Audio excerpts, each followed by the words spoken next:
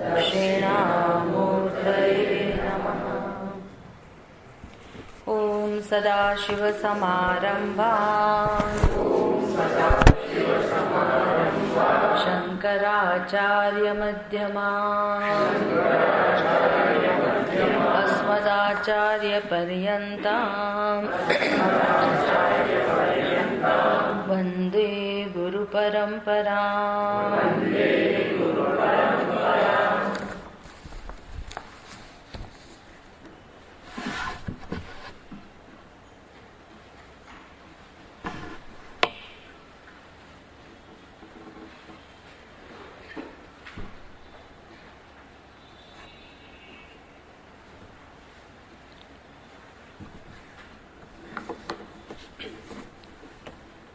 વેદાંતને આપણે વ્યવહારુ બનાવવાનો છે.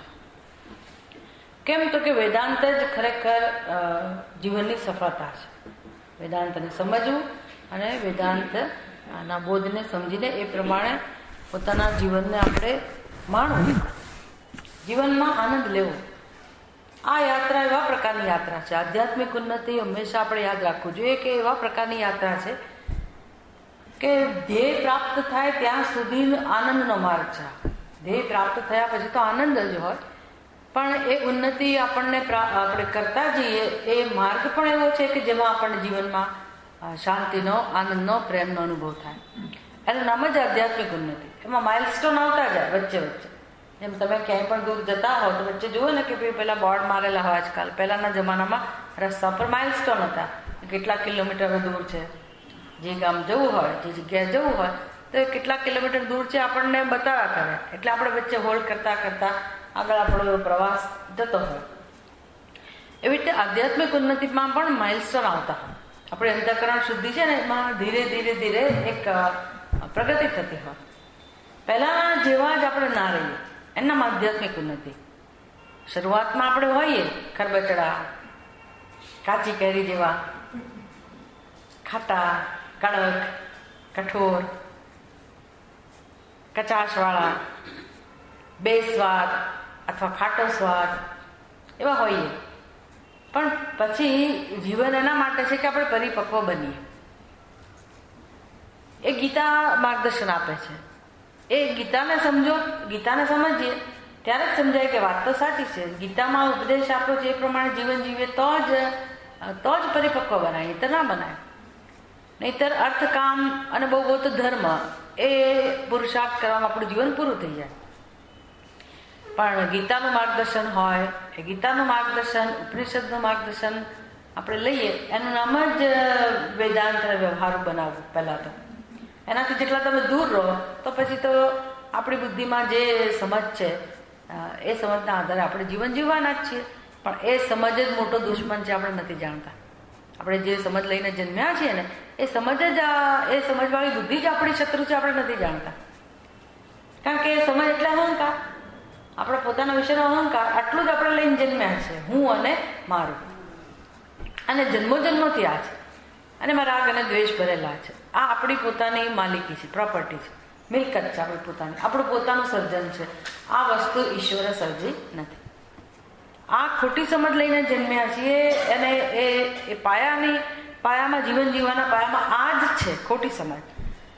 ખોટી સમજ છે એટલે કોના જેવી સ્થિતિ છે તો કે કોઈ મકાન ચણતું હોય અને એને ખબર ના હોય, એને નકશો એની પાસે છે અને નકશાના આધારે મકાન ચણે છે, પણ નકશો ઊંધો રાખ્યો હોય તો શું સ્થિતિ હોય ખબર છે?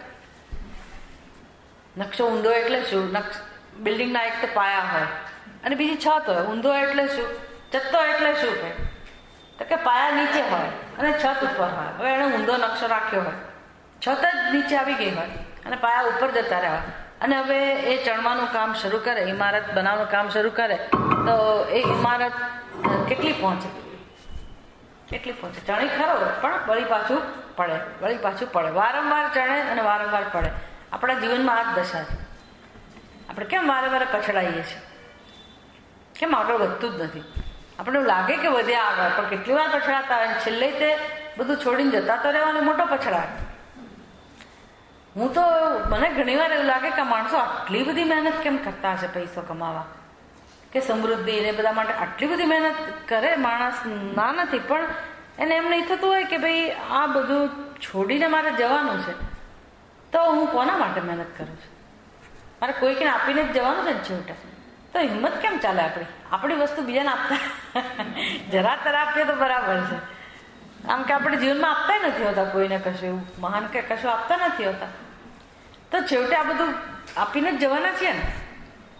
અને ક્યાં કેટલું જીવવાના છે તો ખબર નથી. માની લીધું કે આપણે લાંબુ જીવવાના જ છીએ અને ઘણું લાંબુ જીવવાના છીએ અને બધી પ્રોપર્ટી આપણને કામમાં આવવાની જ છે એવું માનીને માણસ જીવે તો જ એ ભેગું કરતો હોય, નહીંતર આટલી બધી મહેનત ના કરે. નહીંતર એટલો તો સ્વાર્થી હોય કે ભાઈ થોડીક શાંતિ તો જોઈએ જીવનમાં, થોડુંક સુખ તો જોઈએ. જેટલું ભેગું કર્યું છે એને માણવાની આવડત તો કેળવવી જ જોઈએ. ખાલી ખોટું બસ આખી જિંદગી જ્યાં સુધી શરીરમાં શક્તિ ત્યાં સુધી બધું ભેગું કરીને આ માણસ છેવટે બીજા માટે મૂકીને જ જવાનો છે એવું તને વિચાર કરવો જોઈએ ને. કે પછી બીજા જ વાપરવાના છે. બીજા એટલે કોણ? જેને જીવતા નથી આપ્યું તો મરી ગયા પછી એના જ ભાગે જવાનું છે. એ સંતાન તમારું પોતાનું હોય પણ જો એ પરિપક્વ ના હોય કે સમજુ ના હોય તો એનો ઉપયોગ કેવી રીતે કરશે ભગવાન જાણે. પણ આટલી બધી મહેનત કરીને માણસ આખું જીવન ખર્ચી નાખે એનો અર્થ કે વિચારતો જ નથી. એ વિચારતો જ નથી. અંદર બધું આ બધી ખોટી સમજ છે. આવું લઈને જ માણસ જન્મે છે કે ભાઈ આવું તો હોય જ અને બધા આવું જ કરે છે એટલે આપણે આમ જ કરાય. એને એ ડાયો સમજે, એને એ વિવેક ગણે છે, પ્રેક્ટિકલ કે આવું તો હોય જ હોય. આપણે વાંધો નથી. આપણા જીવનની સલામતી માટે અને સુખ સગવડતા માટે અમુક આપણી પાસે સંપત્તિ હોવી જોઈએ કે વેદાંતશાસ્ત્ર આપણને એ બધાનું ભેગું કરવાનું કે એને માણવાનું ના નથી પાડતો. વેદાંતશાસ્ત્ર કહે છે તમારામાં જેટલી શક્તિ હોય, જેટલું સામર્થ્ય હોય તમે એનો વિકાસ કરો, ભૌતિક ઉન્નતિનો વિકાસ કરો અને એવું જીવન જીવો કે બીજાને પણ ઉપયોગી થાય, બીજાને પણ એના દ્વારા તમે સહાયભૂત થઈ શકો. એની ના નથી, ભૌતિક ઉન્નતિના વિકાસની ના નથી, પણ થોડોક માર્ગદર્શન હોય, થોડોક વિવેક હોય કે શું કઈ વસ્તુ ખરેખર સફળતા છે, કઈ વસ્તુ ઉપયોગી છે, કે મને ભવિષ્યમાં પણ ક્યારે કામમાં આવે એવી કઈ વસ્તુ છે. એવું થોડોક વિવેક કરે માણસ તો એને સમજાશે કે આ જીવનમાં કંઈક મેળવવા જેવું છે.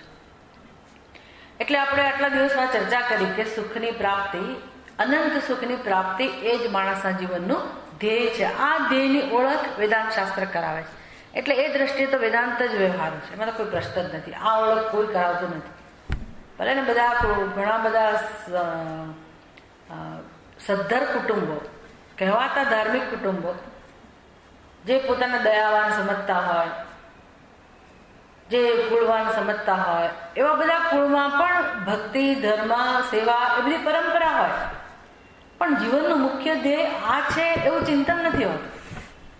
એ પુણ્ય કરતા હોય તો, દાન કરતા હોય કે ધર્મ કરતા હોય તો પણ પુણ્ય માટે, ઉદારતાથી કે ભાઈ આવું કરવું જોઈએ, કેમ તો કે આપણી ફરજ છે, પુણ્ય કમાવવું જોઈએ. પણ ખરું જે ઓળખ છે ધ્યેયની, એ ધ્યેયની ઓળખ તો વેદાંત શાસ્ત્ર જ કરાવે છે. અને આપણે બરાબર સમજી લઈએ તો આપણે આપણું જીવન બરાબર જ જીવીએ, પછી આપોઆપ બધું પ્રગટ થાય. પછી જે શંકરાચાર્ય બધા સાધનોની ચર્ચા કરતા હોય કે સાધન ચતુષ્ટય સંપન્ન વ્યક્તિ હોવો જોઈએ, તો આપણે બની જ જઈએ. કારણ કે આપણને ખબર પડે જ કે શું છોડવાનું છે અને શું પકડવાનું, શેને મહત્વ આપવાનું છે અને શેને મહત્વ નથી આપવાનું. એ આપણી બુદ્ધિ જ આપણને શીખવાડે. તો જ છોડવાની તાકાત આવે, તો જ વૈરાગ્ય આવે. નહીંતર આ તો વૈરાગ્ય નહીં થઈ શકે, દેખાવે થઈ શકે પણ અંદરથી કશું છૂટ્યું ના હોય. અને એ તો આપણે પોતે નિરીક્ષણ કરીએ તો જ સમજાય કે આપણા વ્યક્તિત્વમાં આવી ઝીણી ઝીણી કેટલી વસ્તુઓ રહેલી છે કે જે આપણે છોડતા નથી અને દુઃખનું કારણ છે. એટલે સામાન્ય મનુષ્ય છે એના જીવનમાં તમે જુઓ તો આ જ ભૂલ છે.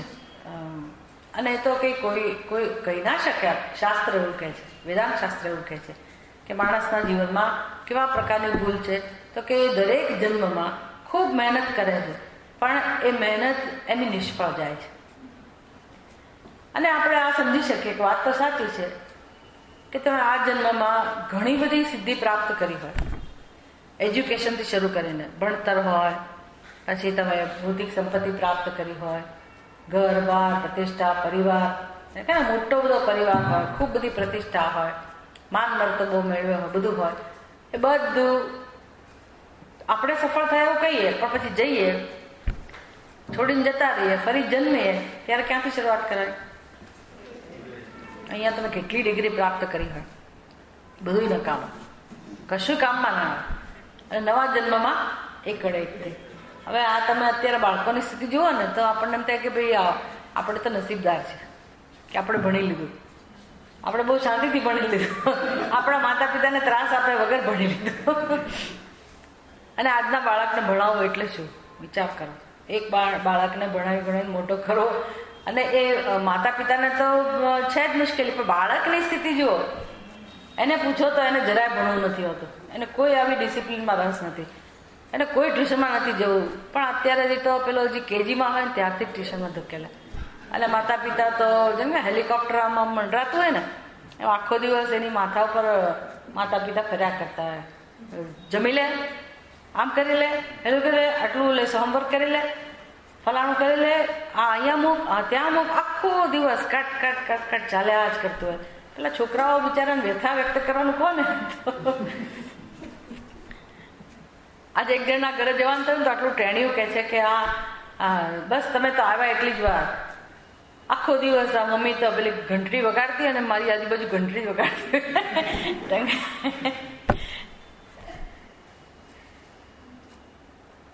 આમ કરો ને તેમ કરો ને ફલાણું નથી કરવું, મને આવું કે છે. આટલું બાળક એની વ્યથા અભિવ્યક્ત કરે. ત્યારે આપણને એમ થાય કે બિચારા બાળકો, એટલે ફરી જો આપણે જન્મવાનું આવે તો તમારે આ સહન કરવું પડશે, આ સહન કરવું પડશે. અંગ્રેજી મીડિયમમાં જ મૂકશે, કંઈ ઠેકાણા નહીં. માતા પિતાને કશું નહીં આવડતું, ABCD શીખ્યા હશે ભગવાન જાણે, પણ બાળકને તો ઇંગ્લિશ મીડિયમમાં જ મૂકવાનો. એને તો આવડવું જ જોઈએ, પેલું આવડવું જ જોઈએ. એટલે કંઈ નવો જન્મ લેવામાં કંઈ ભલી વાત નથી. ફરી ફરીને જન્મવામાં એકડે એકથી આટલું બધું માંડ બધું તમે સંઘર્ષ કરીને બધું ભેગું કર્યું હોય.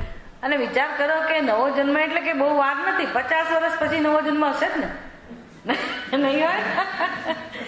50 તો મેં આમ જ એવરેજ કહું, બાકી વધતા ઓછા સૌ ગણી લેવાના. કે જેવું આ શરીર છોડ્યું એટલે નવું શરીર મળવાનું જ છે. અને આ તો મનુષ્ય બન્યા તો, નહીં તો પછી તો ભગવાન જાણે શું થશે. પણ એટલે આવું સમજી શકાય એવું છે. આ કંઈ કલ્પના નથી, આ કંઈ ખાલી વાર્તા નથી, આ જ વાસ્તવિકતા છે. આ જ આપણા જીવનની વાસ્તવિકતા છે. આ ન વિચારો તો જીવનમાં ખરેખર આપણે બુદ્ધિનો ઉપયોગ કરતા જ નથી. એટલે જીવનમાં દુઃખ છે, અશાંતિ છે. એટલે વારે વાર થોડી ઘણી મહેનત કરીએ પાછા પછડાઈએ, મહેનત કરીએ પાછા પછડાઈએ. કેમ? તો કે નકશો જ આખો આપણો ઊંધો છે.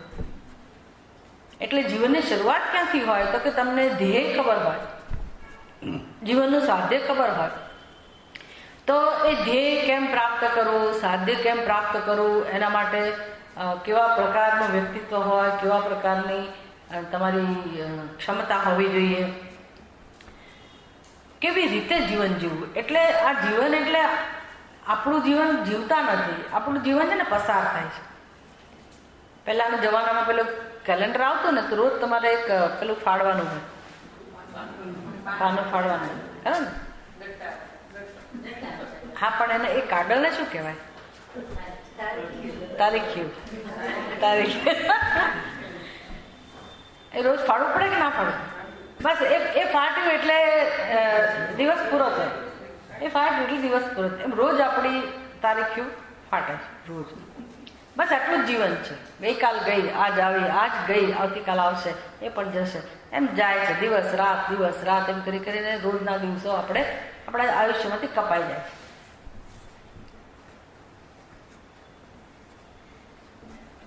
જોતામાં આપણું જીવન પૂરું થઈ જાય છે. એટલે આપણે જીવતા નથી, આ તારીખ્યું ફાડીએ છીએ, કશોક આધાર છે. કાળ જાય છે અને આપણને એવું લાગે છે કે આપણે જીવન જીવીએ છીએ. કાળ પસાર થાય છે અને આપણે એમ થાય દિવસ પૂરો થયો. પણ આપણે કેટલું આગળ વધ્યા? દિવસ તો ખૂબ આગળ વધ્યો, કાળ તો આગળ વધે છે, પણ આપણે કેટલું આગળ વધીએ છીએ? કેટલું આગળ વધીએ છીએ? ગઈકાલે જ્યાં હતા ત્યાં જ આજે છીએ, પરમ દિવસે હતા ત્યાં જ આજે છીએ. તમે જુઓ તો પહેલેથી આપણી જે માનસિક સ્થિતિ, આપણી જે સમજ છે એ તો એની જ છે. અને સમય પૂરપાટ વહેતો જાય છે. આપણે શું કરીએ તો કે આપણું શેડ્યુલ ગોઠવાયેલું હોય. સવારે આટલા વાગે ઉઠવાનું, પછી વોક લેવા જવાનો, આટલા વાગે નાસ્તો કરવાનો, બધી પ્રવૃત્તિઓ હોય અને સમય પૂરો થઈ એટલે હાશ, બસ બધું જે ગોઠવાયેલું હતું એ પ્રમાણે આપણે દિવસ પૂરો થઈ ગયો. કશું ન કરવાનું આવે તો મોટો હાવ હોય કે શું કરવું, તો કંઈ કર્યું નથી. અને કરવાનું તો કાં ગોઠવેલું હતું શેડ્યુલ, એ પ્રમાણે બરાબર જીવ્યા. એટલે હું તો બહુ પદ્ધતિસર જીવનારો છું. આટલા વાગે તો આ જોઈએ, આટલા વાગે તો આમ કરી જ લે, એમ કરીને આપણે સંતોષ માણતા હોય. પણ તમારી અંદરની સ્થિતિ શું છે? એ કેટલો વિકાસ કર્યો? આપણા વિચારોમાં કેટલું પરિવર્તન આવ્યું? આપણા વ્યક્તિત્વમાં કેટલું પરિવર્તન આવ્યું? આપણી સમજમાં કેટલું પરિવર્તન આવ્યું? એ કશું જ નહીં. એ દિશામાં કોઈ વિચાર જ નથી અને દિવસો પૂરા થાય છે. એટલે આપણે આમ જોવા જાવ તો હતા ત્યાં ને ત્યાં જ છીએ ખરેખર. તો જન્મોથી આપણને આવી તક મળી કે આપણે જો સમજીએ તો ક્યાંના ક્યાંય પહોંચી જઈએ, બહુ વિકાસ કરી શકીએ આપણે. ભલે જન્મીએ, જન્મવાનો વાંધો નથી, પણ દર વખતે આપણે જન્મીએ ત્યારે એક નવી સમજ લઈને જન્મીએ. જે પહેલાની સમજ હોય એમાં સુધારો હોય. એટલે બહારનું ભલે આપણે એકાડેકથી શરૂ કરવું પડે, પણ અંદરની સમજ માટે એવો નિયમ છે. એના માટે એવો નિયમ છે, ભગવદ્ ગીતામાં ભગવાન સમજાવે છે કે જ્યાંથી તમે કામ છોડ્યું હોય, જેટલે સુધી તમારો વિકાસ થયો હોય, ત્યાંથી જ તમારે શરૂઆત કરવાની હોય નવા જન્મમાં. ત્યાં એકાડેકથી ના કરવાનું. તો શું કરવું જોઈએ? આ આંતરિક ઉન્નતિની વાત છે. આધ્યાત્મિક ઉન્નતિ કે આંતરિક વિકાસ છે, એમાં એવો નિયમ છે. ભગવાન કહે છે કે જે મનુષ્યએ આ પ્રકારે પ્રગતિ કરી હોય, આધ્યાત્મિક ઉન્નતિ કરી હોય, તો જ્યાં સુધીની ઉન્નતિ થઈ હોય ત્યાંથી જ એને આગળ વધવાનું હોય. અને બહારની ભૌતિક ઉન્નતિમાં આવો કોઈ નિયમ નથી. ત્યાં તો દરેક જન્મમાં એકાડેકથી જ શરૂ કરવાનું. તો બુદ્ધિમાન માણસે શું કરવું જોઈએ? શું કરવું જોઈએ? બંને વિકાસ કરવા જોઈએ. પેલું તો છૂટકો જ નથી, ખરું ને? એ તો કરવાનો જ છે. તો તમે એ પ્રમાણે ના જીવો તો જીવન જ ના જીવી શકાય. એટલે ભૌતિક ઉન્નતિ માટે તો પ્રયાસ કરવાનો હોય, પણ બીજો પ્રયાસ કયો હોય? આધ્યાત્મિક ઉન્નતિ માટે. એટલે આપણે વિસ્તારથી ચર્ચા કરી કે આમાં વેદાંત શાસ્ત્ર આપણને ક્યાં માર્ગદર્શન આપે છે, કેવા પ્રકારનું. તો આપણે જોયું કે મનુષ્યના જીવનમાં કોઈ આપણને કહે કે ના કહે, 3 પ્રકારના પુરુષાર્થ તો હોય છે: ધર્મ, અર્થ અને કામ. એ પુરુષાર્થ થયા કરે. ધર્મ પણ આપણે માની લઈએ કે એ આપણા સંસ્કારવાળો મનુષ્ય છે અને ધર્મનું અનુષ્ઠાન કરે છે. એટલે આ પુરુષાર્થ, 3 પુરુષાર્થ તો સ્વાભાવિક રીતે મનુષ્યના જીવનમાં હોય જ છે. એને એવું પણ કહી શકાય કે આપણા જીવનની મૂળભૂત જરૂરિયાત, દરેક મનુષ્યની જરૂરિયાત હોય. એક તો આ સ્થૂળ સ્તરની જરૂરિયાત હોય, શરીરના સ્તરની જરૂરિયાત હોય: રોટી, કપડાં અને મકાન. તો એ તમે તમારા પુરુષાર્થથી એ જરૂરિયાત પૂરી કરવાના જ છો. એ જરૂરિયાત પૂરી કરવામાં ઈશ્વરની જરૂર જણાતી નથી. એટલે હું ઈશ્વરમાં માનું કે ના માનું, સ્વતંત્ર રીતે મારી બુદ્ધિથી મને જે પ્રેરણા મળે, જે સૂઝ મળે, જે સામર્થ્ય હોય, એના દ્વારા હું આ મારી જરૂરિયાત પૂરી કરું. રોટી, કપડાં અને મકાન, સ્થૂળ સ્તરની જરૂરિયાત આપણી પ્રાથમિક જરૂરિયાત છે. એમાં ઈશ્વરની જરૂર નથી. એમાં કદાચ વેદાંતની એ ન જાણતા હોય તો ચાલે, આમ તો ન જ ચાલે, પણ આપણે માની લઈએ. અથવા આપણે વેદાંતને ક્યારે વ્યવહારુ બનાવી શકીએ? તો કે જો ઈશ્વરમાં રસ લઈએ તો. પણ એવું છે કે ઈશ્વરમાં રસ ક્યારે પડે? એટલે આ રોટી, કપડાં, મકાનની જરૂરિયાત પૂરી કરવામાં માણસ એટલો બધો મશગુલ હોય અને એમાં ઈશ્વર છે કે નહીં, કે ઈશ્વરમાં શ્રદ્ધા, આવી કશાની જરૂર પડતી નથી. એટલે આપણે અત્યારે એવું સમજીએ છીએ કે માણસને ભગવાનની જરૂરિયાત, ઈશ્વરની જરૂરિયાત ક્યારે જણાય જીવનમાં, એ સમજીએ છીએ. એટલે આવા સંજોગોમાં ઈશ્વર, આ જરૂરિયાત માટે ઈશ્વરનું મહત્વ નથી. એ તમે સ્વતંત્ર રીતે તમારા પુરુષાર્થથી આ જરૂરિયાત પૂરી કરી શકો. પછી બીજી જરૂરિયાત કઈ છે? આપણા જીવનનું નિરીક્ષણ છે કે આપણા મનમાં શું ઈચ્છા છે, એની ઓળખ આપણે કરી રહ્યા. બીજી જરૂરિયાત કઈ હોય મનુષ્યના જીવનમાં? તો કે મનોરંજનની, માનસિક સ્તરની, લાગણીઓના સ્તરની જરૂરિયાત હોય. પહેલી સ્થૂળ સ્તરની જરૂરિયાત હતી, એ બધું મળી ગયું, ઘર બાર બધું ગોઠવાઈ ગયું. પછી મનને કેમ ખુશ રાખવું, મનોરંજન, એ જરૂરિયાત હોય. એમાં કઈ ઈશ્વરની જરૂરિયાત નથી, ઈશ્વરની જરૂર નથી. કારણ એ પણ આપણે સિનેમા જોઈએ કે રમત ગમત કે ગમે તે ઉપાયો હોય, એ દ્વારા તમે ખુશ રહી શકો, આનંદ લઈ શકે મનુષ્ય. ત્યાં સુધી આપણને એવું કંઈ યાદ ના આવે ઈશ્વરની, કે વિચારવાનું મન પણ ના થાય કે ઈશ્વર છે કે નહીં. પછી એના પછીની જરૂરિયાત પ્રગટ થાય છે માણસના જીવનમાં, એ છે બુદ્ધિના સ્તરની, અહંકારના સ્તરની. એટલે એમાં એને પોતાની પ્રતિષ્ઠા, પોતાનો યશ મળે, પોતાનો એક મોભો હોય સમાજમાં કે પોતાના કુટુંબમાં, એમ માન, મર્તબો, પ્રતિષ્ઠા, યશ, કીર્તિ, આ બધું મળે એવી એની જરૂરિયાત હોય કે લોકો મને માન આપે, હું લોકપ્રિય બનું, આ પ્રકારની જરૂરિયાત. એમાં ઈશ્વરની જરૂર પડતી નથી. લાગે જ તમને ઈશ્વરની જરૂર? એમાં ઈશ્વરની જરૂરત નથી. આ તમે તમારી જાતે કરી શકો, તમારી સૂઝ પ્રમાણે. ઈશ્વરની જરૂરત તમને દુઃખ પડે ત્યારે એ બધી વસ્તુ જુદી છે, કે દુઃખમાં માણસને ઈશ્વર યાદ આવે એટલે એ તો આપણા દેશમાં એવું છે, એમ કહો તો ચાલે, કે પછી જે કંઈ હોય. પણ એ વસ્તુ જુદી છે કે દુઃખ તમારું જતું રહે એટલે ઈશ્વર ભૂલાઈ જાય છે ને.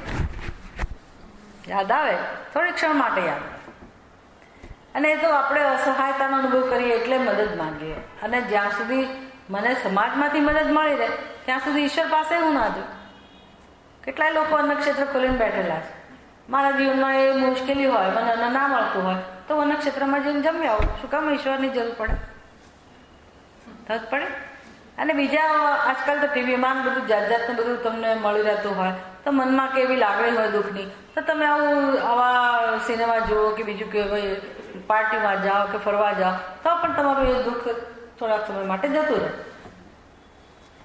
એવી ઈશ્વરની જરૂર નથી પડતી હોતી જીવનમાં. એટલે અહીં સુધી તો આપણે ઈશ્વરને યાદ ના કરીએ તો ચાલે.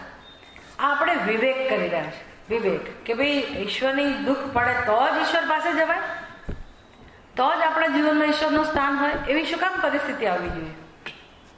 બુદ્ધિ આપી હોય મનુષ્યને ભગવાને, તો બુદ્ધિથી વિચાર કરી શકે કે ભાઈ ઈશ્વર તત્વ હોય કે ના હોય તો શું હોય. અને આપણે સમજવું છે કે વેદાંત વ્યવહારું ખરું, એટલે એના માટે તો આ ચિંતન જોઈએ છે કે ક્યારે માણસને ઈશ્વરની જરૂર પડે છે, તો વેદાંતની જરૂર આવે જીવનમાં. તો કે 3 પ્રકારની જરૂરિયાત છે: સ્થૂળ સ્તરની, રોટી કપડા મકાનની, મનોરંજનની અને અહંકારના સ્તરની. આ 3 જરૂરિયાત પૂરી થાય ત્યાં સુધી ઈશ્વર જણાતો નથી. પણ આ બધી પૂરી થાય પછી પણ માણસ સંતોષનો અનુભવ કરે છે, એ પ્રશ્ન છે. પછી પણ સંતોષનો અનુભવ થાય છે? ખાઈને કેટલું ખાઓ, કેટલું ભેગું કરો તમે ઘરમાં, એ ભૌતિક સ્તરની જરૂરિયાત આપણી પૂરી થઈ. મનોરંજનના સાધનો પણ ઘણા બધા જગતમાં છે, એ બધું માની લો, ભોગવી લો, તો પણ માણસને સંતોષનો અનુભવ થતો નથી. તમે લોકપ્રિય હો, પણ કેટલા લોકપ્રિય, ક્યાં સુધી હો? તમારા વિસ્તારમાં, તમારા શહેરમાં, તમારા દેશમાં મોદી મોદી મોદી, ચારે બાજુ મોદી. કેટલાક કોઈક જગ્યા તો એવી હોય કે એ એમને પસંદ ના હોય, લોકો પસંદ ના કરે. કોઈક તો એવા હોય કે પસંદ ના કરતા. અને માણસો પસંદ કરે તો શું, તમે બહાર નીકળો એટલે કૂતરું તો ઘસવાનું જ ને. તો એની પાસેથી કે તમે માનની અપેક્ષા ના રાખી શકો. આમ આ સ્તરે પણ તમારો કંઈ એટલો બધો સંતોષ, પૂર્ણ સંતોષ તો પ્રાપ્ત થવાની સંભાવના છે જ નહીં. આવું છે કે નહીં? બીજા દ્રષ્ટિબિંદુથી શાસ્ત્ર એવું કહે છે કે મનુષ્યની ઈચ્છાઓને 3 વિભાગમાં વહેંચી શકાય, જે તમે જાણતા હશો. કયા પ્રકારની 3 ઈચ્છા હોય છે? હા, પુત્રેષણા, પછી વિત્તેષણા અને લોકેષણા. આ 3 મુખ્ય જરૂરિયાતો છે. બધી જરૂરિયાતો આવી જ ગઈ આમાં: પુત્રેષણા, વિત્તેષણા અને લોકેષણા. આમાં જીવન પૂરું થઈ જાય ત્યાં સુધી ઈશ્વરની જરૂર નથી રહેતી. પણ વિવેક દ્વારા તમારે ઈશ્વરનું મહત્વ સમજવું હોય તો ધીરે ધીરે સમજાશે કે ભાઈ આપણી સ્થિતિ શું હોય છે. તો કે ઉણપ તો એની એ જ હોય છે. જે અલ્પતા કહેવાય ને, એ અનુભવ તો એવો ને એવો જ હોય છે. ગમે તેવી જરૂરિયાત પૂરી થાય તો પણ અંદરથી અધૂરપનો અનુભવ હોય જ છે, સંતોષનો અનુભવ થતો જ નથી. માણસને એવું તો લાગે છે કે કંઈક ખૂટે છે, કંઈક ખૂટે છે. તમે દુનિયામાં ચારે બાજુ નજર દોડાવો ને તો પણ સમજાશે કે આપણા દેશમાં તો કંઈ એટલી બધી સમૃદ્ધિ નથી. પણ પરદેશમાં તમે જાઓ, જવાની જરૂર નથી. બધું જુઓ કે શું ચાલી રહ્યું દુનિયામાં. આજકાલ તો બધાને આ વસ્તુ તો જાણવા મળે છે ને. તમારું આટલું રમકડું બધું બતાવે તમને. ગ્લોબલ લેવલે બધું શું શું થઈ રહ્યું છે બધું બતાવે. કે સાઉદી અરેબિયામાં લોકો શું કરતા હોય છે. ધનાઢ્ય દેશ જે છે, જેમાં ભરપૂર સંપત્તિ છે, કોઈ જેને કે ખોટ જ નથી ભૌતિક ઉન્નતિની. અને એ લોકો શું કરતા હોય છે, તો નાનપણથી જ, હજી તો 20 વર્ષના 22 વર્ષના થયા ના હોય ત્યાં છોકરા છોકરીઓ દુનિયામાં જે પ્રકારનું સુખ મળતું બધું માણી લીધું. બધું. એટલે હવે એ લોકો શું કરે? જો એને આટલું બધું સુખ મળી ગયું તો સંતોષ અનુભવ થવો જોઈએ. જેમ કે વિરાટ કોહલી, આ તો મારું પોતાનું એક કહે છે દ્રષ્ટાંત, કે આપણને ઘણી વાર એમ થાય કે આટલી નાની ઉંમરમાં આ માણસે કેટલી સિદ્ધિ પ્રાપ્ત કરી, કેટલો લોકપ્રિય પણ બની ગયો, અને એને પોતાને પણ કેટલી પ્રકારની સિદ્ધિ મળીને શું પૈસો, હા શું નથી એની પાસે, શું નથી. આવા કેટલા બધા વિદેશમાં પણ આવા બધા લોકો હોય છે કે જેણે ઘણું બધું સુખ મેળવ્યું હોય, પ્રતિષ્ઠા મેળવી હોય, કીર્તિ મેળવી હોય, પણ પછી એને પૂછો કે હવે તને જીવનમાં સંતોષ છે? તો કે આટલી સદી કરી, હજી આટલી રેકોર્ડ તોડવો, પહેલો રેકોર્ડ તોડવો છે, આમ કરો, આમ આગળ વધુ મહત્વાકાંક્ષા ચાલુ જ હોય છે. એ શું બતાવે છે? એ શું બતાવે છે? કે જીવને શેની ઈચ્છા છે એના વિશે વિચાર કરે કે એને સંતોષ થતો જ નથી, તો એને કેવા પ્રકારના સંતોષની જરૂરિયાત હશે, કેવા પ્રકારના સુખની જરૂરિયાત હશે, એ વિચાર કરે તો જ એને સંતોષનો અનુભવ થાય. બાકી આવા સફળતાના શિખરે બેઠેલા લોકો પણ અધૂરપનો જ અનુભવ કરે છે. અને આ ધનાઢ્ય દેશમાં શું પ્રયોગો થતા હોય ખબર છે? કલ્પનામાં ના આવે એવા. હવે એ લોકો શું કરે? સાહસના સ્તરે એવા સાહસો કરે, એટલી ઊંચાઈએથી પ્લેનમાંથી ભૂસકો મારે પેલું લઈને પેરાશૂટ, અને થોડીક મિનિટોની અંદર એ પૃથ્વી ઉપર આવી ગયો. આપણને તો આમ જોઈને જ આપણને એમ થાય કે આ માણસ આવું કરી જ કઈ રીતે શકે. કેવી રમતો રમાય છે સાઉદી અરેબિયામાં, કે સ્પ્રિંગવાળી ચેર ઉપર બેઠા હોય ને ત્યાંથી અમુક એના ગણતરીની સેકન્ડોમાં એ ઉછળે એટલે સામેની ઊંચી ઇમારતો હોય, બિલ્ડિંગ, એની છત ઉપર જઈને પડે. હવે આજે વચ્ચે એક્સિડન્ટ થયો હોય, થાય છે અકસ્માત, બધું થાય. એ લોકો આવું સાહસ કરવા પ્રેરાય છે. કેમ? તો કે બસ કંઈક કરી બતાવો. એટલે આ બધું માણસના જીવનમાં શું બતાવે? તો કે એના હૃદયમાં જે પ્રકારની ઝંખના છે એ બતાવે છે કે એને સંતોષ નથી. આવું વિચારીએ, વિવેક કરીએ, ત્યારે આપણને સમજાય કે માણસની જરૂરિયાત માત્ર આ 3 સ્તરની જરૂરિયાત નથી. અને આપણે બહુ ચર્ચા કરી આટલા દિવસોમાં, અને એ સમજાય એ રીતે, આપણે સ્વીકારી શકીએ એ રીતે કે વાત તો સાચી છે કે આપણી મૂળભૂત ઈચ્છા અનંત સુખની જ ઈચ્છા છે. સંતોષ કેમ નથી થતો? તો કે આપણી ઈચ્છા નાની સુની ઈચ્છા નથી, પરમની ઈચ્છાવાળા છીએ આપણે, અનંત સુખની ઈચ્છાવાળા છીએ. અને વેદાંત શાસ્ત્ર આ અનંત સુખ કોનો સ્વભાવ છે એની ઓળખ આપણને કરાવે છે. એટલે કહું, અનંત સુખ કોનો સ્વભાવ છે? આત્માનો કહો, બ્રહ્મનો કહો. એના માટે અલ્લાહ શબ્દ વપરાય કે નહીં? અલ્લાહ શબ્દ વાપરી શકાય કે નહીં? અનંત સુખ માટે અલ્લાહ શબ્દ પણ વાપરી શકાય. અક્ષર પુરુષોત્તમ શબ્દ વાપરી શકાય કે નહીં? એ વાપરી શકાય. જે ધર્મના, જે સંપ્રદાયના લોકો જેમાં માને છે એ બધાનો અર્થ એટલે આ પરમ સુખ, પરમ શાંતિ. અક્કલ વગરના જેને ખબર નથી કે આ પરમ શાંતિ, અનંત સુખ, એનું નામ જ આ બધું રામ, કૃષ્ણ, જે કંઈક હોય, અનેક નામથી ઓળખાય, પણ તત્વ કયું છે? આ એક જ. શું કામ ઝઘડો કરતા છે? ભગવાન જાણે. એના સિવાય બીજું કોઈ સત્ય જ નથી. એટલે દરેક જીવનું ધ્યેય આ જ છે. પછી આપણે એ ચર્ચા કરી કે મને એની ઈચ્છા હોય અનંત સુખની, એ ઈચ્છા સહજ છે, નૈસર્ગિક છે. એટલે આપણે ઉત્પન્ન કરવી પડતી નથી, આપણે ઓળખવાની છે. અને સહજ હોય તો એનો અર્થ એ થયો કે એ મારું સત્ય પણ હોવું જોઈએ, તો જ મને ઈચ્છા હોય. એ આપણું સત્ય ના હોય તો આપણને પરમ શાંતિની, પરમ સુખની ઈચ્છા હોય જ ના શકે. આપણે એને એ રીતે તો ઓળખીએ જ છીએ. તમે જ્યારે માગણી કરો ભગવાન પાસે કે ભગવાન એવી શાંતિ આપ, પરમ શાંતિ આપ, અથવા તો આમાંથી છોડાવ હંમેશ માટે, તો તમે હૃદયમાં એ અનુભૂતિ કરો છો કે નહીં? કે પરમ શાંતિ એટલે કેવી શાંતિ? એ તમને ખબર છે કે નહીં?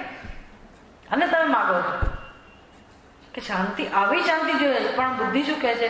અત્યારે મારી પાસે નથી. એટલે ભગવાન તું આપ, કેવી શાંતિ આપ? ભગવાન પૂછે કેવા પ્રકારની શાંતિ બોલો, તો તમે શું જવાબ આપશો? પરમ શાંતિ.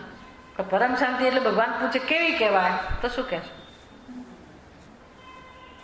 એટલે તમે અજાણ છો પરમ શાંતિ કોને કેવી કહેવાય નથી? અજાણ તો નથી જ ને, ખાલી છે નથી એવું જ માનો છો. પરમ શાંતિ નથી એવું માનો છો, પણ પરમ શાંતિ કોને કહેવાય એ ઓળખો છો કે નથી ઓળખતા? પ્રેમ કોને કહેવાય ઓળખો છો કે નથી ઓળખતા? પ્રેમની અનુભૂતિ એટલે શું? તમારો લૌકિક પ્રેમ નહીં, જે ખરી હૃદયમાં પ્રેમની ઈચ્છા છે એ પ્રેમની અનુભૂતિ કોને કહેવાય એ દરેક જણ જાણે છે કે નથી જાણતું? પરમ આનંદ કોને કહેવાય, પરમ શાંતિ કોને કહેવાય, મુક્તિ કોને કહેવાય, એવું જાણીએ છીએ કે નથી જાણતા? જાણીએ છીએ આપણે. એને વ્યક્ત ના કરી શકાય શબ્દમાં કે કેવી હોય, વ્યક્ત ના કરી શકાય, પણ દરેક જીવને એની અનુભૂતિ તો છે જ, પરિચય છે જ, એનું જ્ઞાન છે જ. પણ બુદ્ધિ શું કહે છે? બુદ્ધિ શું કહે છે? મારા જીવનમાં એ નથી. ક્યારે આવશે? ક્યારે આવશે? આપણે એટલું પૂછવાનું છે કે આવી શાંતિ મળે એવું આપણે ઈચ્છીએ છીએ કે નથી ઈચ્છતા? કે હજી એમ ના ના વાંધો નહીં, ભગવાન આપજે ને તું તારા, પછી અત્યારે મને આ બધું માણી લેવા દે, પછી કોઈક જન્મમાં આપજે, એવું આપણે નથી કહેતા. આ તો જે માણસ ખરેખર આ ઈચ્છે જ છે એની વાત છે. બીજા બધાને તો હજી પરિચય જ નથી આનો. પણ જેને આનો પરિચય થયો છે પોતાની મૂળભૂત ઈચ્છાનો, તો એને વેદાંત ઉપયોગી છે. બધાને ઉપયોગી છે, પણ જેને પરિચય થયો કે મને શું જોઈએ છે એને જ આ સત્સંગ કામમાં આવે. સમજ પડે ને? એને જ ઉપનિષદ ઉપયોગી થાય, ગીતા ઉપયોગી થાય. જેને રસ છે, પાણીની પરબ તો હોય તો કોને કામમાં આવે? તરત જ ના લાગે તો શું? એટલે એવી કહેવાતી જરા જરા તરસ નહીં, જરા તરા ઈચ્છા નહીં, તીવ્ર ઈચ્છા, જેને શંકરાચાર્યજી મુમુક્ષુ મોક્ષની ઈચ્છા, મોક્ષ ઈચ્છા એવું કહે છે. એવા જ્યાં સુધી આપણે બનીએ નહીં, એવી તીવ્ર જિજ્ઞાસા, જિજ્ઞાસા એ બહુ દૂરની વાત છે.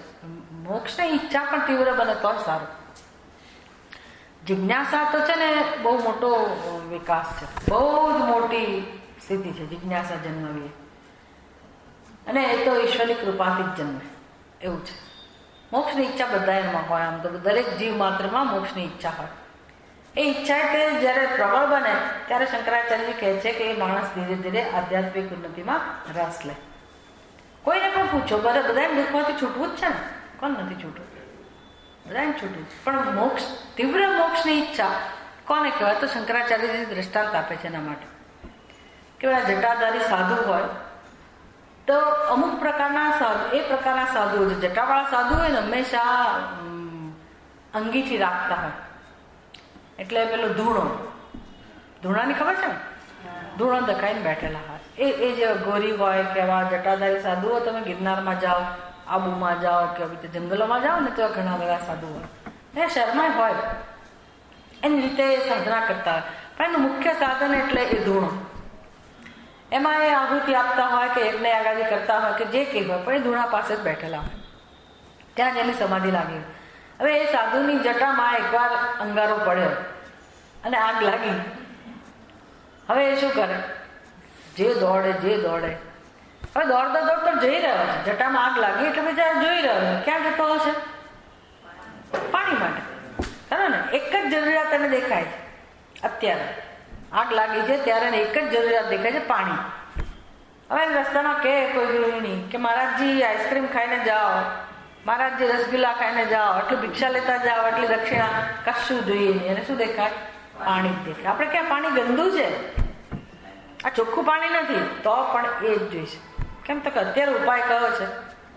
પાણી. બસ આવી તીવ્ર ઈચ્છા વિવેકાનંદજીને રામકૃષ્ણ પરમહંસ જુદી રીતે શીખવાડે. વિવેકાનંદજી પૂછે કે ભાઈ ભગવાનને જોયા છે તમે?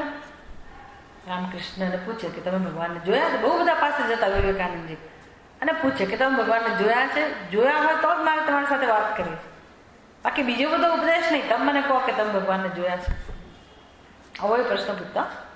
મને વાતોમાં રસ નથી. તમે મને કહો કે તમે ખરેખર ભગવાનની વાતો કરો છો, પણ તમે ભગવાનને ઓળખો છો, તો ભગવાનના દર્શન કર્યા, તમે ભગવાનનો અનુભવ થયો છે, તો જ હું તમારી પાસે સાંભળવા માંગુ છું. શું કહેવું? બધામાં જે પ્રકારના સંપ્રદાયના ધર્મગુરુઓ પાસે વિવેકાનંદજી ગયા, બધાને એમણે આ પ્રશ્ન કર્યો, તો એ લોકો શું જવાબ આપી શકે? કોઈ એવું ના કહી શકે કે મેં ભગવાનને જોયા છે. કોઈ જ ના કહી શકે. કોઈ એવું ના કહી શકે કે હું ભગવાનને આ રીતે ઓળખું છું, કે એનું વર્ણન કરી શકું તને, એવું કહી જ ના શકાય. આ વસ્તુ જ એવી છે. એટલે રામકૃષ્ણ પરમહંસને તો પૂછવું જ છું. એ તો સિદ્ધ પુરુષ હતા. એમને તો બ્રહ્મનો અનુભવ કે પરમાત્મા તત્વનો કે ભગવત તત્વનો અનુભવ હોય એની રીતે, પણ એ જાણે છે કે આને જવાબ કેવી રીતે અપાય. આ માણસને એને હા પણ ના કહી શકાય, ના પણ ના કહી શકાય. હું ભગવાનને નથી જાણતો એવું ના કહી શકાય, અને હું ભગવાનને જાણું છું એવું ના કહી શકાય. આ વસ્તુ એવી છે. વેદાંત શીખવું હોય ને તો બધું શીખવું પડે. એક કેનો ઉપનિષદ છે ને, એમાં આચાર્ય કહે છે શિષ્યને, યદિ મન્યસે સુવેદેતિ નો ન વેદેતિ વેદચા, યદિ મન્યસે સુવેદેતિ ધર્મેવાપી નૂનમ બ્રહ્મણ રૂપમ. એ કહે છે કે યદિ મન્યસે, જો તેવું માનતો હોય કે મને બધું આવડી ગયું, હું બ્રહ્મને બરાબર જાણું છું, તો તું સમજી લે કે તને પરમાત્માનું આટલું પણ જ્ઞાન નથી. કચરો કરી નાખ્યો પેલા શિષ્યને. બહુ ભણેલો, આપણે તો એની પાસે કઈ ભણેલા નથી. આવા શિષ્યને ગુરુ કહે છે કે જો તું માનતો હોય કે મને બરાબર આવડી ગયું, મને બરાબર જ્ઞાન છે, પરમાત્મા કોણ કહેવાય, શું કહેવાય, તો તું કશું જાણતો નથી. આવું છે આ સ્વરૂપ. તો શું કેવું, નથી જાણતો એવું કહું? તો અજ્ઞાની માણસ એવું કહે છે નથી જાણતો. તો હું આટલા વર્ષોથી હું સત્સંગ કરું છું, મને કંઈક સમજ પડી, તો હું એમ કહું કે હું નથી જાણતો, મારામાં અજ્ઞાનીમાં શું ફેર રહ્યો? પછી ગુરુજી કહે છે કે થોડું ચિંતન કર કે આ વિષય કેવો છે, આમાં કહી શકાય એવું છે કે હું જાણું છું?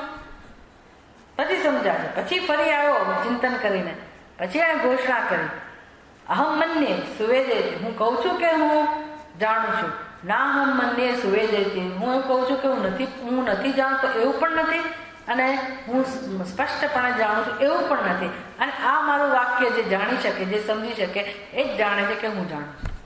આવી બધી ભાષામાં વાતો કરે, ત્યારે સમજાય કે ખરેખર વિષય આવો જ છે, વસ્તુ આવી જ છે. એટલે એનું વર્ણન થઈ જ ના શકે. તો રામકૃષ્ણ પરમહંસ શું જવાબ આપે શિષ્યને?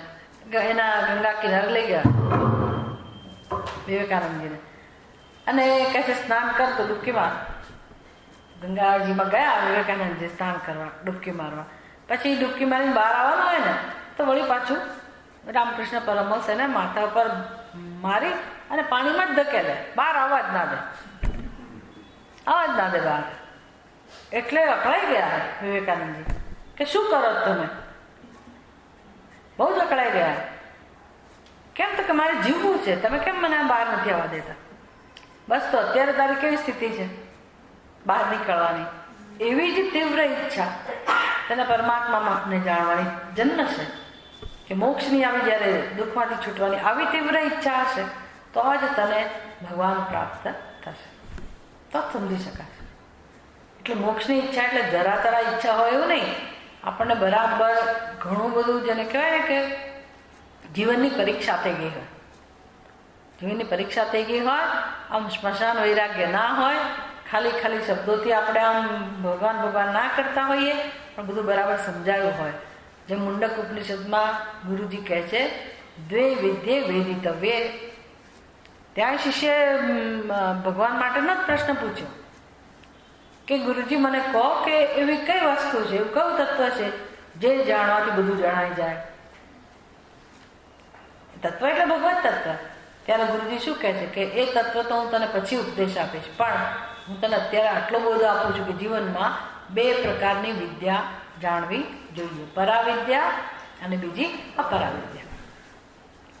કે આપણે મુંડક ઉપનિષદ જ્યારે ભણતા નથી કે આપણે વ્યાખ્યા કરીએ પરાવિદ્યા એટલે શું, અપરાવિદ્યા એટલે શું, પણ જીવન બરાબર સમજાઈ જાય, દરેકે દરેક વસ્તુ આપણને બરાબર આપણે સમજી શકીએ કે એનું સ્વરૂપ શું છે, આ જગતનું સ્વરૂપ શું છે, આપણી ઉપાધિનું સ્વરૂપ શું છે, સંબંધોનું સ્વરૂપ શું છે, કર્મનું સ્વરૂપ શું છે, કર્મ ફળનું સ્વરૂપ શું છે, આ જગત શું છે ખરેખર, આ બધું બરાબર જેવું સમજાય એનું નામ છે અપરાવિદ્યા. પછી એમાંથી વૈરાગ્ય જન્મે. એમાં કોઈ તિરસ્કાર ના હોય, વૈરાગ્ય કોઈ ઘટના ના હોય. વૈરાગ્ય એટલે બરાબર વસ્તુને સમજી જવું. જેમાં આપણે દ્રષ્ટાંત આપતા હોઈએ છીએ કે એક વખત તો સ્વામીજીનું દ્રષ્ટાંત છે. સ્વામીજી કોઈના ઘરે જમવા ગયા ભિક્ષામાં. એ પોતે આવી રીતે ઉપજાવીને આ પ્રકારે દ્રષ્ટાંત ઊભું કરતા હોય અને સમજાવતા. તો કોઈને ત્યાં જમવા ગયા, તો ગૃહિણી રસોડામાંથી બહાર આવતા એને વાર લાગી રસોઈ કરતા, અને એ જે રૂમમાં બેઠેલા હતા ત્યાં જ ડાઇનિંગ ટેબલ હતું અને એ બધું સજાવેલું હતું ડાઇનિંગ ટેબલ પર. તો એને એમ કે આ ગૃહિણી બહાર આવે ત્યાં સુધી લાવો, મને ભૂખ લાગી છે, તો આ સફરજન પડ્યું છે ને તો હું ખાઉં, શરૂઆત કરું.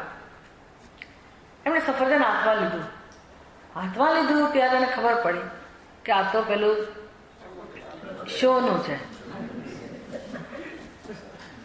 મીણનું બનાવેલું. એટલે ચૂપચાપ એમણે હતું ત્યાં ને ત્યાં મૂકી દીધું.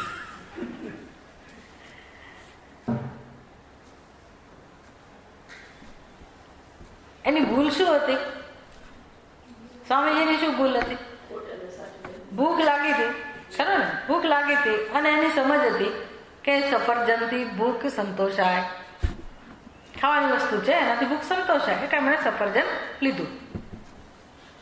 આમ જોવા જાવ તો કઈ ભૂલ નથી, ખરેખર આમ તો વ્યવહાર આવો જ હોય. પણ ક્યાં નિષ્ફળ ગયા? કેમ નિષ્ફળ ગયા? તો કે જે સફરજન એણે સાચું માની લીધું હતું એ ભૂખ સંતોષવાની ક્ષમતા ધરાવતું નહોતું, ખરો ને? પણ એને પહેલા એવું લાગ્યું કે સાચું સફરજન છે, ભૂખ એની જરૂરિયાત પૂરી કરવા માટેની ક્ષમતા એનામાં છે, એટલે એને પકડ્યું.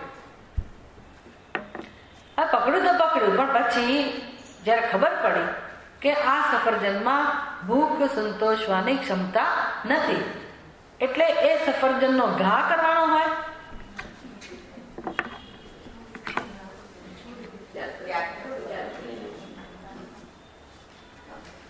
એનો ઘા કરવાનો હોય. ઘા કરી શકો તમે, છૂટ છે તમને. કેમ? તો કે જો ને આને કારણે હું નિષ્ફળ ગયો, કે આણે મને છેતર્યો, કે આનાથી મને ભૂખ ના સંતોષાય, આ નકામું છે અને ફેંકી દો અહીંથી.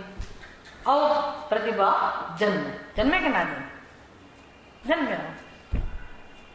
પણ એને સફરજનને ત્યાં હતું ત્યારે ત્યાં મૂક્યું. આવું કરવા માટે કઈ વસ્તુ કામમાં આવે? તો કે એની બુદ્ધિમાં સફરજન વિશેની સાચી સમજ પ્રગટ થઈ, ખરું કે નહીં? એટલે પહેલો પ્રતિભાવ જન્મ્યો નહીં કે આ સફરજન મારી ભૂલ છે એને સમજાય, મારી આટલી જ ભૂલ છે કે મેં એને સાચું માની લીધું. હવે ખબર પડી કે એમાં સફરજનનો કોઈ વાંક નથી, મારો વાંક નથી, કારણ કે દેખાતું સાચું સફરજન, પણ મેં એને સાચું માની લીધું પહેલેથી, એટલી જ ભૂલ છે. કઈ વાંધો નહીં, ભૂલ હોય તો હોય, પણ હવે ખબર પડી કે આ સફરજન ભૂખ સંતોષવાની ક્ષમતા ધરાવતું નથી, તો હવે એના પ્રત્યે કેવો વ્યવહાર હોય? આ આવું જ છે. તો હતું ત્યાં ને ત્યાં એને મૂકી દો. જે રીતે પહેલા શોભતું હતું, શોમાં રાખેલું હતું, એને ત્યાં ને ત્યાં રહેવા દો. હવે એની સાથે કેવો વ્યવહાર હોય? પકડવાનો પણ નહીં અને એને ફેંકવાનો પણ નહીં. પણ એને કહે હેલ્ધી રિલેશનશિપ, સફરજન સાથેનો સ્વસ્થ સંબંધ. હવે એનો દ્રષ્ટિબિંદુ બદલાય ગયો ને સફરજન સાથે, કે મારે સફરજનનો તિરસ્કાર કરવાની જરૂર નથી, કે એના માટે કોઈ આસક્તિ જન્મે કે રાગ જન્મે, એવું પણ મારા મનમાં થવું થાય જ નહીં. એને કંઈ કરવું પડે? એને સફરજન માટે કોઈ રાગ દ્વેષ ના જન્મે, એના માટે કંઈ કરવું પડે? આપોઆપ આવું થવાનું. એ થાય તો શેના કારણે થાય? સફરજન વિશેની સાચી સમજ. આ સમજનું નામ જ વૈરાગ્ય. વૈરાગ્ય કોઈ ઘટના નથી કે વાતથી એની સામે નહીં જોવું. કેમ? તો કે આ તો નકામું છે, હવે એને મોં ફેરવી લો. આ સફરજન એટલે આખું જગત. એટલે એમાં બધા મનુષ્યો પણ આવી ગયા, પ્રાણીઓ પણ આવી ગયા, એમાં બધા સંબંધીઓ પણ આવી ગયા, સગાવાલા પણ આવી ગયા, પડોશી પણ આવી ગયા, એમાં બધું એટલે બધું આવી ગયું. આવું જ છે જગત, આવું જ છે. એ જયારે બરાબર સમજાય આવું જ છે એટલે શું નકામું છે? પેલું સફરજન નકામું નથી. ડાઇનિંગ ટેબલ ઉપર એક શોભા તો આપી જ રહ્યું છે ને. એમ જગતમાં દરેક પદાર્થ, પ્રાણી પદાર્થ જે છે તે બધું કામનું જ છે, બધું ઉપયોગી છે, બધું જ્યાં છે ત્યાં શ્રેષ્ઠ જ છે, યોગ્ય જ છે. કેમ? તો કે ભગવાનનું સર્જન છે, આપણે તો બનાવ્યું નથી. અને ભગવાને બનાવ્યું હોય તો કોઈ હેતુ હોય જ, કોઈ વસ્તુ નકામી ના હોય.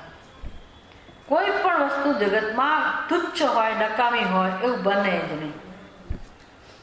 આપણે કામની ન હોય એવું લાગે, પણ ક્યારેક એ કામનું બની જાય. તમે ગાડી શીખતા હો, આ બધા દ્રષ્ટાંત તમારા માટે કેટલા કામના જ ખબર નહીં, પણ આપણે મોટા પથ્થર હોય તો રસ્તામાં ત્યાં પથ્થર હટાવો અને બાજુ કર્યું એવું બધું કહી એને ફેંકી દઈએ. પણ ગાડી શીખતો હતો એક માણસ અને એને રિવર્સમાં લેતો હતો તો એનું પૈડું છે ને ખાડામાં પડ્યું. હવે આજુબાજુ કોઈ લોકો હતા જ નહીં. હવે ઘણું એ બહાર કાઢવા માટે, ગાડીને બહાર કાઢવા માટે ટ્રાય કરે.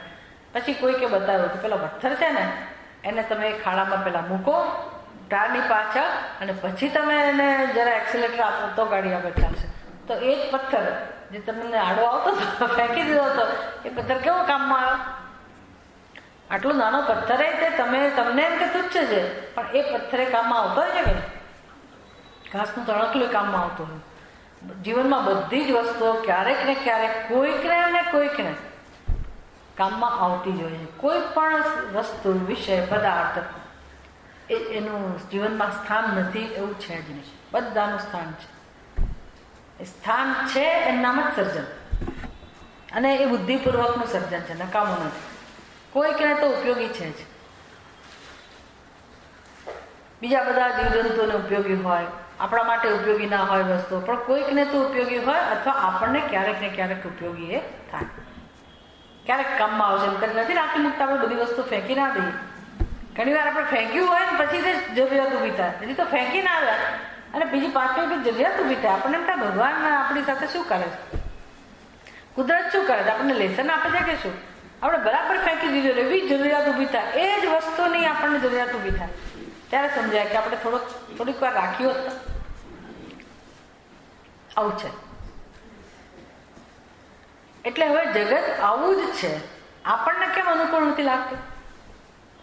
ક્યારેક અનુકૂળ લાગે ને ક્યારેક પ્રતિકૂળ લાગે. કેટલીક વસ્તુ અનુકૂળ લાગે અને કેટલીક વસ્તુ પ્રતિકૂળ લાગે, કારણ કે આપણી પોતાની જોવાની એક દ્રષ્ટિ હોય છે. આપણે આપણી દ્રષ્ટિથી જ જોઈએ. જેમ આપણે આ ચશ્મા પહેરીએ તો ચશ્મા પહેર્યા પછી આ તો બિચારા સાદા છે એટલે બધી વસ્તુ જેવી જેવી દેખાય, પણ માની લો કે હું પીળા રંગના ચશ્મા પહેરું તો મને બધું કેવું દેખાય? પીળું. લીલા રંગના ચશ્મા પહેરું તો બધું કેવું દેખાય? લીલું.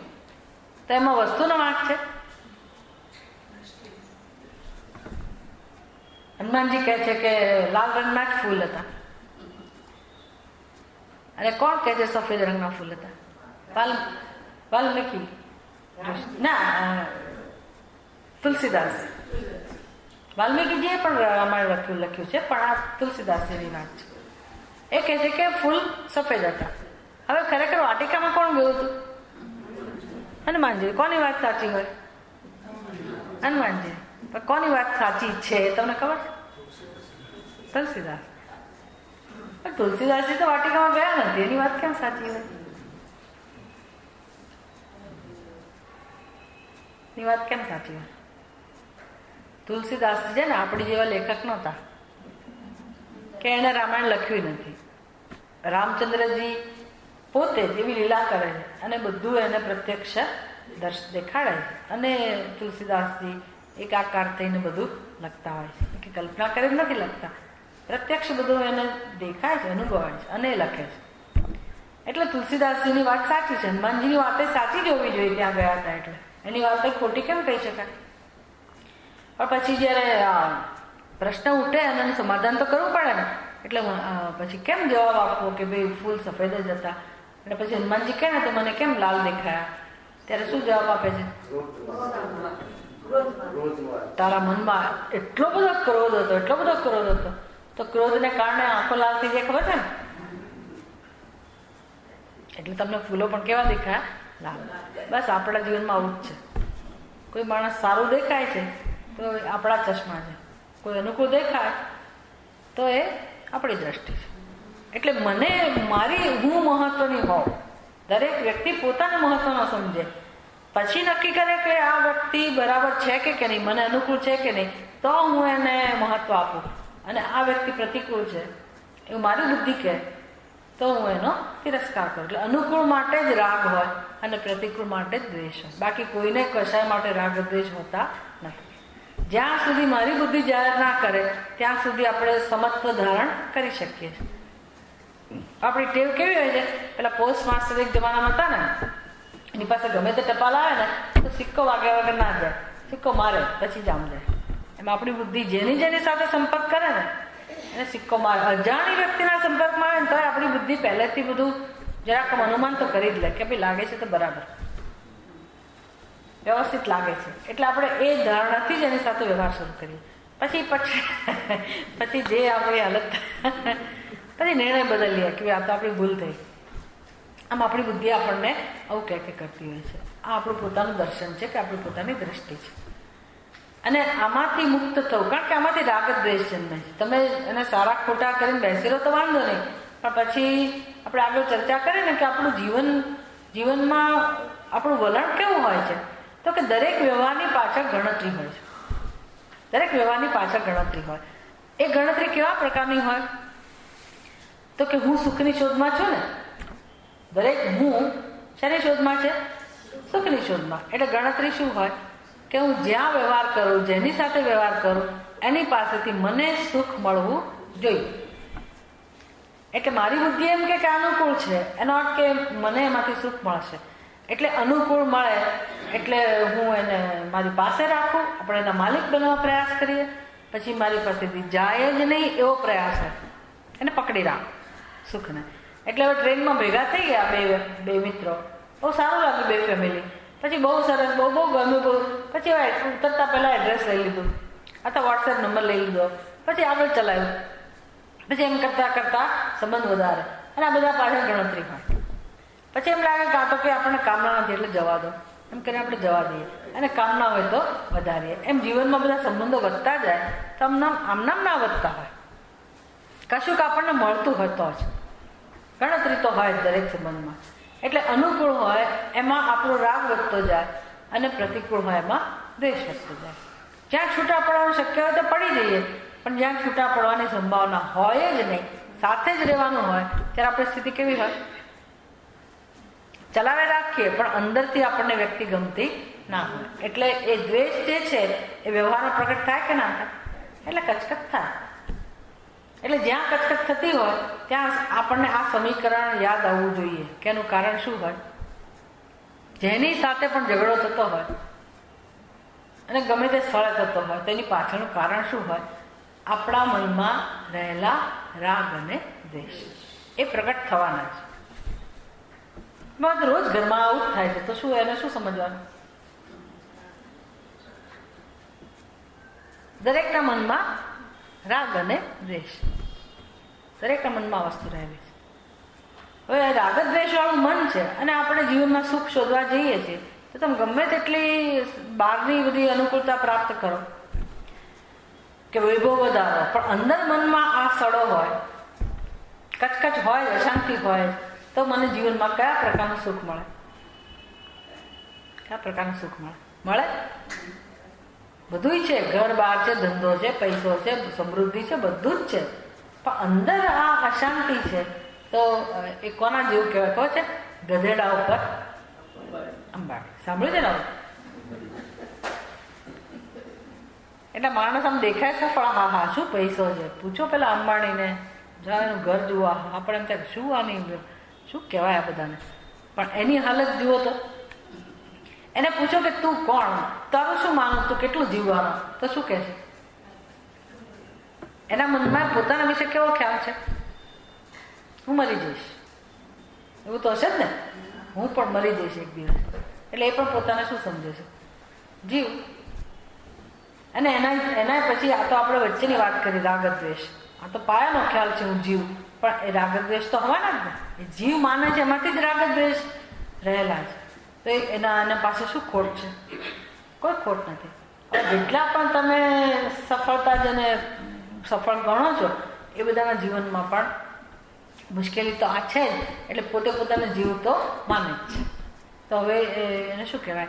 ગધેડા ઉપર નહીં માને. એક બીજું દ્રષ્ટાંત પણ અમારા ગુરુજી બહુ સરસ કહેતા કે ભાઈ એને એ લોકો આપણે જેને સાવરણો કહીએ ને, એની તમિલની ભાષામાં કંઈક કહેતા હતા.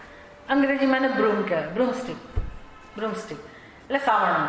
હવે આપણો સાવરણો દેશી આપણે પેલી સળીમાંથી બનાવેલો હોય તે, આજકાલ પ્લાસ્ટિકના સાવરણા મળે, તમને ખબર હોય તો રંગબેરંગી. હવે એવો સાવરણો હોય, ભલે રંગબેરંગી હોય તોય એ કહેવાય શું? સાવરણો. તો એ વર્ણન વધારીને કરે કે ભાઈ તમે એના પર બધું લેસ રંગબેરંગી લગાડો અને મોતી ને ઘૂઘરી ને આ ને તેને બધું એને શણગારો અને શોકેશમાં મૂકો, તો ભલે તમે એને સરસ શણગારો પણ કહેવાય શું? હું મારી આજુબાજુ ગમે તેટલા રંગરોગાન કરું પડે ને, મેકઅપથી શરૂ કરીને મારી આજુબાજુ વાહનો હોય, સુખ સગવડતા હોય, બધું જ હોય, પણ કહેવાશું જી. એટલે શેમાંથી મુક્તિ આપણે જોઈએ છે? શેમાંથી મુક્તિ મેળવવાની છે? હવે આ જીવ એ મારું સત્ય છે? જીવ મારું સત્ય છે? તો જીવ પણ આમાંથી મુક્ત ના કરીએ અને એ દિશામાં આપણે કામ ના કરીએ તો ખરેખર આ બધી જે અંબાડી ઊભી કરી એનો અર્થ છે તો શું વ્યવહારો કહેવાય? ભૌતિક ઉન્નતિ કરવી એ જ વ્યવહારો કહેવાય કે ભૌતિક ઉન્નતિની સાથે સાથે આધ્યાત્મિક ઉન્નતિ કરવી એ જ ખરેખર વ્યવહારો કહેવાય? ખરું કે નહીં? અને આધ્યાત્મિક ઉન્નતિ કેમ કરવી એ કોણ શીખવાડે છે? બધા શીખવાડે. બધા શીખવાડે. એક જન્મની વાત નથી. આધ્યાત્મિક ઉન્નતિ એક જન્મની વાત નથી, પણ આપણો એક જન્મ નિષ્ફળ ના જાય એ જોવાની જવાબદારી આપણી જ જાય. હવે 50-60 તો આમ જતા જ રહ્યા, શું નિષ્ફળ જવાનું? 70 સુધી લોકો જાગતા નથી. જીવન બધું જાય જ છે આમના. ખરેખર જીવન એના માટે જ હતું. એટલે આખો ગૃહસ્થ આશ્રમ એના માટે જ હતો ખરેખર તો, કે જેથી આપણે ઘસાઈએ અને અંદરના રાગદ્વેષ જાય, એની બદલે રાગદ્વેષ વધ્યા અને પેલા સગા સંબંધીઓ માટે એટલા ઝેર મનમાં રોપાઈ ગયા, એવા એ લોકો એની સાથે એવા કડવા લાગતા હોય, અથવા તો એટલા બધા આસક્ત બની ગયા હોય કે એને આપણે જીવી જ ના શકતા હોય, કાં તો એવા પ્રકારના સંબંધો. પણ આ બંને વસ્તુ શું આપે છે? શેનો અનુભવ આપે છે? તમને જે બહુ ગમતા હોય, જેના આપણે રહી ના શકતા હોય, એનાથી પણ મનમાં શેનો અનુભવ થાય?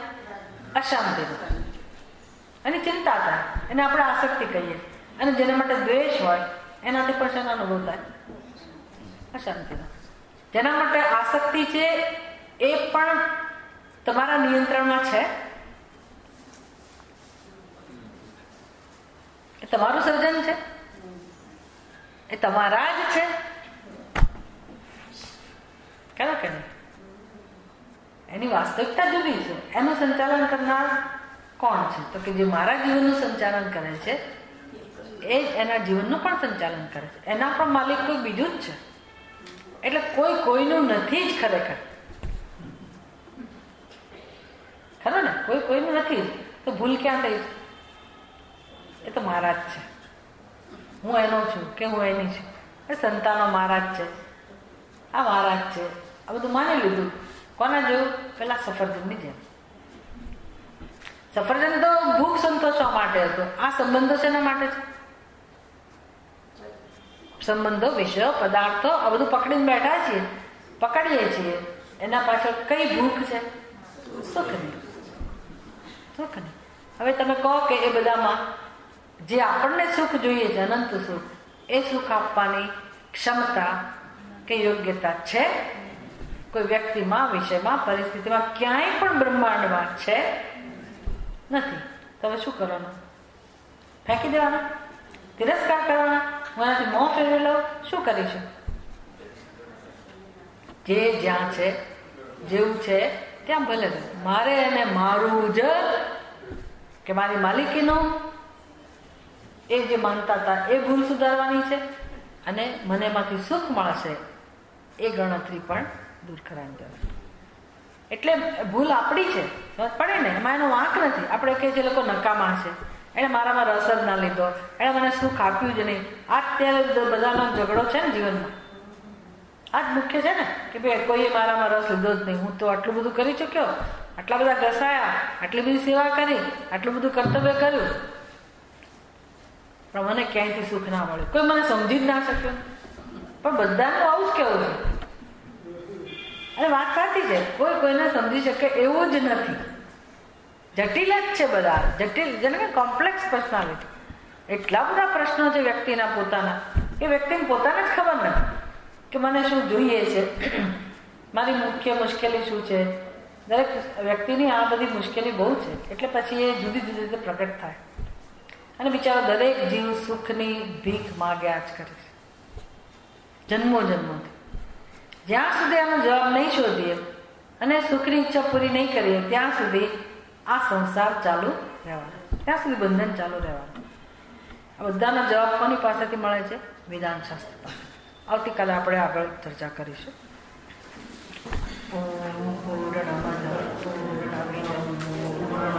પૂર્ણમુદચ્યતે પૂર્ણસ્ય પૂર્ણમાદાય પૂર્ણમેવાવશિષ્યતે. ઓમ શાંતિ શાંતિ શાંતિ. શ્રી ગુરુભ્યો નમઃ. હરિ ઓમ. બધાને